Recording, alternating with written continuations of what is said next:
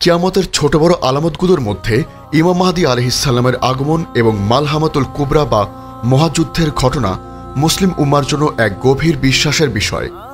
অনেকে প্রশ্ন করেন, ইমাম মাহদী যখন আত্মপ্রকাশ করবেন ঠিক তখনই কি পৃথিবীর ইতিহাসের সবচেয়ে ভয়াবহ যুদ্ধ অর্থাৎ মালহামা কুবরা শুরু হয়ে যাবে? এই দুটি বড় ঘটনার মধ্যে কি কোনো প্রত্যক্ষ যোগসূত্র আছে, নাকি একটির পর অন্যটি সংগঠিত হবে এবং কিভাবে হবে? এই বিষয়টি নিয়ে পরিষ্কার ধারণা না থাকলে অনেক সময় মুসলিমরা বিভ্রান্তিতে ভোগেন এবং শেষ জামানার সম্পর্কে ভুল ধারণা পোষণ করেন।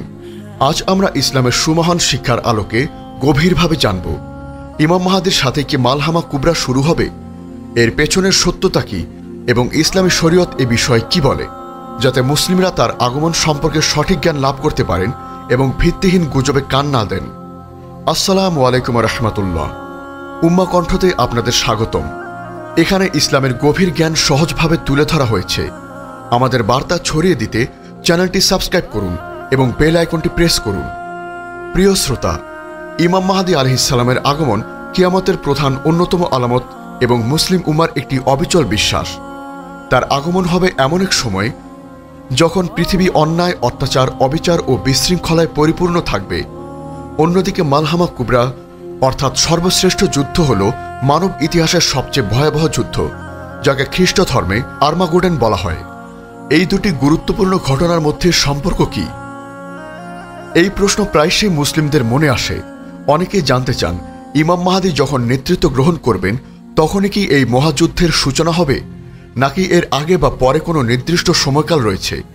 এই বিষয়ে সঠিক ইসলামী নির্দেশনা জানা অত্যন্ত জরুরি, যাতে মুসলিমরা শরীয়তের বিধান অনুযায়ী সঠিক ধারণা পোষণ করতে পারেন এবং কিয়ামতের পূর্বে সংঘটিতব্য গুরুত্বপূর্ণ ঘটনা সম্পর্কে বিভ্রান্ত না হন।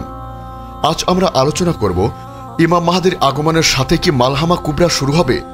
এই বিষয়ে শরীয়তের স্পষ্ট ও বিস্তারিত বিধানগুলো আমরা পবিত্র কোরআন ও সুন্নাহর আলোকে এবং ফিকহি দৃষ্টিভঙ্গিতে তুলে ধরব, যাতে মুসলিমরা এই বিধান সম্পর্কে সঠিকভাবে জ্ঞান লাভ করতে পারেন এবং তাদের ভূমিকা সম্পর্কে সঠিক ধারণা রাখতে পারেন। আপনার ঈমানের জীবনকে আরও সমৃদ্ধ করতে আধ্যাত্মিক জ্ঞান ও অনুপ্রেরণার এক অসাধারণ ভাণ্ডার পেতে আজই ভিজিট করুন আমাদের ওয়েবসাইট www.ummakantho.com। ইমাম মাহদীর আগমন এবং মালহামা কুবরা এই দুটি কিয়ামতের বড় আলামত এবং শেষ জামানার গুরুত্বপূর্ণ ঘটনা। হাদিস শরীফের বর্ণনা অনুযায়ী ইমাম মাহদীর আগমনের পরপরই বা তার শাসনকালে মালহামা কুবরা শুরু হবে, অর্থাৎ এই দুটি ঘটনা একে অপরের সাথে ওতপ্রোতভাবে জড়িত এবং প্রায় এক সময়কালেই সংগঠিত হবে। তবে মাহদীর আগমনের ঠিক সাথে সাথে নয়, বরং তার নেতৃত্বের প্রতিষ্ঠার পর। মালহামা কুবরা দাজ্জালের আগমনের ঠিক পূর্বে সংগঠিত হবে। মালহামা আল কুবরা আরবি শব্দ, যার আক্ষরিক অর্থ হল সর্বশ্রেষ্ঠ যুদ্ধ বা মহাযুদ্ধ। এটি পৃথিবীর ইতিহাসে সংগঠিত সবচেয়ে ভয়াবহ এবং রক্তক্ষয়ী যুদ্ধ হবে, যেখানে ব্যাপক ধ্বংসযজ্ঞ ও গণহত্যা সংগঠিত হবে। এই যুদ্ধ মুসলিমদের সাথে রোমানদের অর্থাৎ খ্রিস্টানদের মধ্যে সংগঠিত হবে। রোমান বলতে এখানে পশ্চিমা শক্তিগুলোকে বোঝানো হয়েছে, যাদের মধ্যে ইউরোপ ও আমেরিকার দেশগুলো অন্তর্ভুক্ত হতে পারে। হাদিসে এই যুদ্ধের ভয়াবহতা এমনভাবে বর্ণনা করা হয়েছে যে প্রতি 100 জনের মধ্যে 99 জন নিহত হবে। 1. মাহদীর আগমনের পূর্বে পৃথিবীর বিশৃঙ্খলা। হাদিস অনুযায়ী ইমাম মাহদী এমন এক সময় আবির্ভূত হবেন যখন পৃথিবী অন্যায়, অত্যাচার ও বিশৃঙ্খলায় ভরে যাবে। ব্যাপক যুদ্ধ, বিগ্রহ, রক্তপাত এবং অর্থনৈতিক সংকট দেখা দেবে। এই বিশৃঙ্খলা মালহামা কুবরার ক্ষেত্র তৈরি করবে। 2. ইমাম মাহদীর আবির্ভাব ও নেতৃত্ব গ্রহণ। ইমাম মাহদী মক্কা শরীফে বায়াত গ্রহণের মাধ্যমে আত্মপ্রকাশ করবেন। এরপর তিনি মুসলিমদের নেতৃত্ব গ্রহণ করবেন এবং পৃথিবীতে ন্যায় ও ইনসাফ প্রতিষ্ঠা করবেন। এই নেতৃত্ব গ্রহণ এবং মুসলিম উম্মার ঐক্যবদ্ধতা মালহামা কুবরার জন্য একটি গুরুত্বপূর্ণ পূর্বশর্ত। 3. মালহামা কুবরার সূচনা। হাদিসের বিবরণ অনুযায়ী ইমাম মাহদীর আগমনের পর এবং তার নেতৃত্বে মুসলিমরা কিছু প্রাথমিক বিজয় লাভ করবে। এরপর মুসলিম এবং রোমান খ্রিস্টানদের মধ্যে একটি শান্তি চুক্তি হবে, কিন্তু এই চুক্তি ভঙ্গ করা হবে এবং রোমানরা তাদের একটি বড় বাহিনী নিয়ে মুসলিমদের বিরুদ্ধে যুদ্ধ করতে এগিয়ে আসবে। এই যুদ্ধই হল মালহামাতুল কুবরা। হযরত জু মিকবার রাদিয়াল্লাহু আনহু থেকে বর্ণিত, তিনি বলেন, আমি রাসূল সাল্লাল্লাহু আলাইহি ওয়াসাল্লামকে বলতে শুনেছি, তোমরা খ্রিস্টানদের সঙ্গে শান্তি চুক্তি করবে, এরপর তোমরা ও তারা মিলে তোমাদের এক শত্রুর বিরুদ্ধে যুদ্ধ করবে, তোমরা বিজয়ী হবে এবং গনিমত লাভ করবে। এরপর তোমরা ফিরে আসবে, অতঃপর তোমরা একটি চারণভূমিতে অবতরণ করবে। তখন খ্রিস্টানদের এক ব্যক্তি ক্রুশ উঁচিয়ে বলবে, ক্রুশের বিজয় হয়েছে। মুসলিমদের এক ব্যক্তি ক্ষিপ্ত হয়ে তার উপর ঝাঁপিয়ে পড়বে এবং তাকে হত্যা করবে। তখনই খ্রিস্টানরা চুক্তি ভঙ্গ করবে এবং মহাযুদ্ধের জন্য প্রস্তুতি নেবে। সুনানে আবু দাউদ হাদিস 4292। এই হাদিস থেকে বোঝা যায় যে মালহামা কুবরা ইমাম মাহদির আগমনের সাথে সাথেই শুরু হবে না, বরং তার নেতৃত্বের প্রতিষ্ঠার পর একটি নির্দিষ্ট প্রেক্ষাপটে শুরু হবে, যেখানে একটি শান্তি চুক্তি ভঙ্গ হওয়ার বিষয়টি জড়িত থাকবে। ইমাম মাহদি এই মহাযুদ্ধে মুসলিমদের নেতৃত্ব দেবেন। 4. মালহামা কুবরার পর দাজ্জালের আগমন ও ঈসা আলাইহিসসালামের অবতরণ। মালহামা কুবরার পরপরই দাজ্জালের আগমন ঘটবে। এই মহাযুদ্ধে মুসলিমরা বিজয় লাভ করবে এবং এরপরই দাজ্জালের মহাফিতনা শুরু হবে।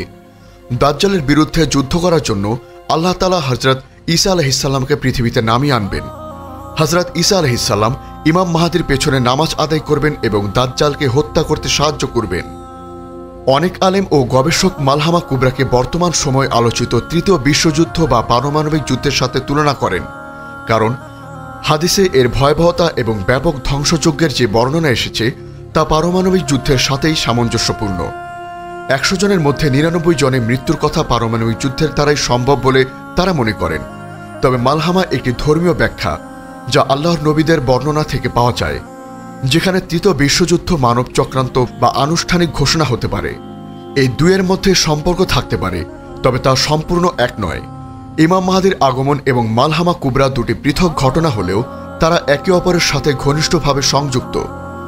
ইমাম মাহদি আসবেন এবং পৃথিবী জুলুম নির্যাতনে ভরে যাবে। তিনি মক্কায় বায়াত গ্রহণের মাধ্যমে তার নেতৃত্বের সূচনা করবেন। এর কিছুকাল পরে রোমানদের সাথে মুসলিমদের একটি চুক্তি ভঙ্গ হওয়ার প্রেক্ষিতে মালহামা কুবরা শুরু হবে, যেখানে ইমাম মাহদি মুসলিম উম্মার নেতৃত্ব দেবেন। এই যুদ্ধে মুসলিমরা বিজয়ী হওয়ার পর দাজ্জালের আবির্ভাব ঘটবে এবং ঈসা আলাইহিসসালাম অবতরণ করবেন।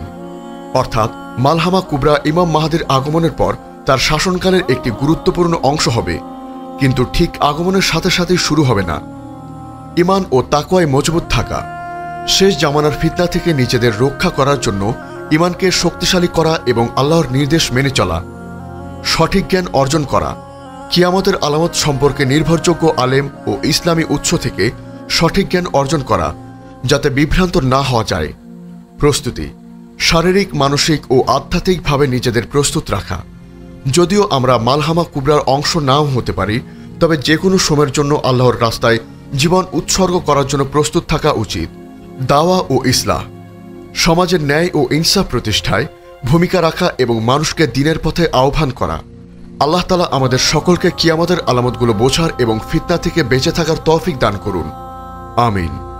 আমাদের এই মহৎ বার্তা ছড়িয়ে দিতে উম্মাহ কণ্ঠ চ্যানেলটি সাবস্ক্রাইব করুন এবং বেল আইকনটি প্রেস করুন।